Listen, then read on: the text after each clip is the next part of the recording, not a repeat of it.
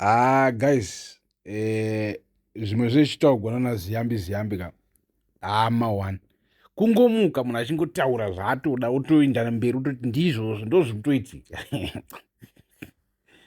So paherald yaripota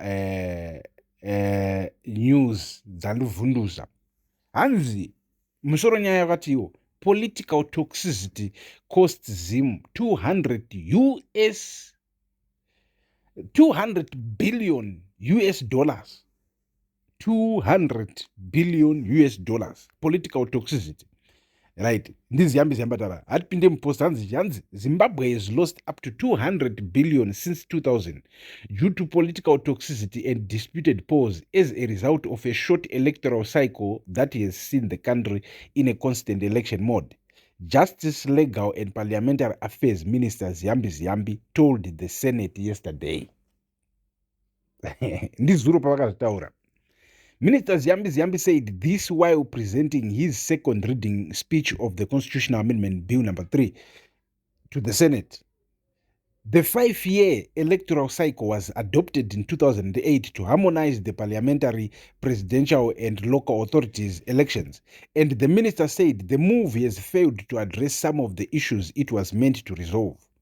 That 5-year cycle, useful as the harmonization was, has proved too short for the work of building and developing the nation. And so what this bill proposes is the correction of a correction. Like ku America, cycle yavo is actually 4 years. 4 years. I say America is the richest country in the world. So, Zimbabwe, regai tigumira apa kuverenga chiripoti cheherald, but toda kutaura about zvimareasoning zvana ziyambi. Unoona semazimbabweans ndona hope uchingono unogara achitaura zvinhu izvi, anogara achitishora semazimbabweans achitaura nyaya yekuti iyo government inenge iri in power, president wenyu, maministers, mamps, chichi vose vatungamiri venyika vose vanenge vari kumberi kwedu ava, they are a result of all of us. Like, these guys reflect what we are like as Zimbabweans. So what is really wrong nesu semazimbabweans, right? You know, regai taura chidai so as good or whatever as religion is, and it pakubatanidza vanhu, you know, social life, kuenda kuchurch, etc, and it, but religion makes us also vulnerable. And regai ndikudze rotiita vulnerable in what way? Rotiita vulnerable, I'm not saying religion rakashata, I'm saying religion inoita vulnerable in the sense yekuti it leaves us prone to believing in kings, mukusarudzwa.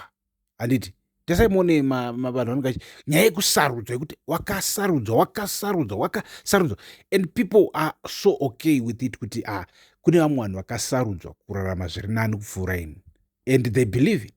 They believe Mwari ndo zvatori izvozvo. They believe kuti sure muri Zimbabwe musanyepegwa, munhu wese ari paposition iri high wakazviisa ipapo kana kuti wakaiswa neumwewo atoriwo corrupt.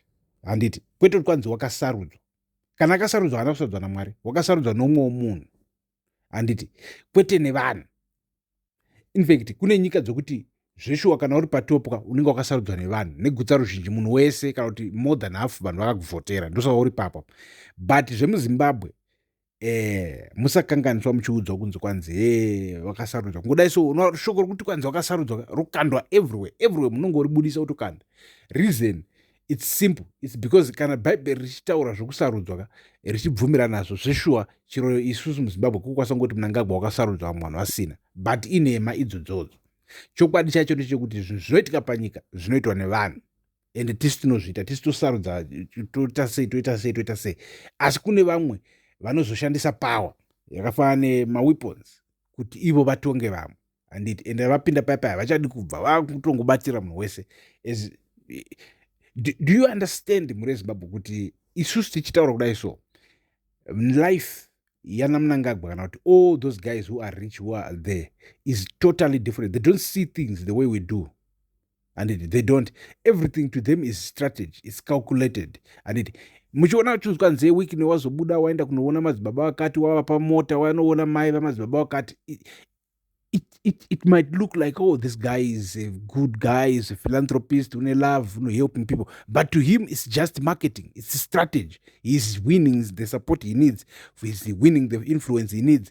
He's winning the trust of the president, because he's always out there at every scene. At the end of that conversation, pantanga kutaura nyaya Cape 3, pantanga kutaura nyaya Mnangagwa, and then the guys vapiwa mota vaitwa chi vanenge vachidi vachisupport. You understand? It's strategic. It's political.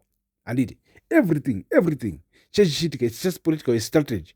And so they are making moves ekuti varambe vachitonga. And then wozobudikira yachitaura $200 billion, unzwanzee pakaitika $200 billion malosses kubva zvataka mhuri yezimbabwe asada kutamba neseziyambi asada kuti westera time. Hapana mari yakambodaro yaunoziva kuti kwanzee mari yakazodo political toxicity unoiziva here. Toxicity ndo ika yekuti kwamapinda mugovernment mota tichabude. So pasinazvo izvozvo mhuri yezimbabwe tiripo pano pamuzinda wevanhu. Thank you for watching. Stay tuned. Peace.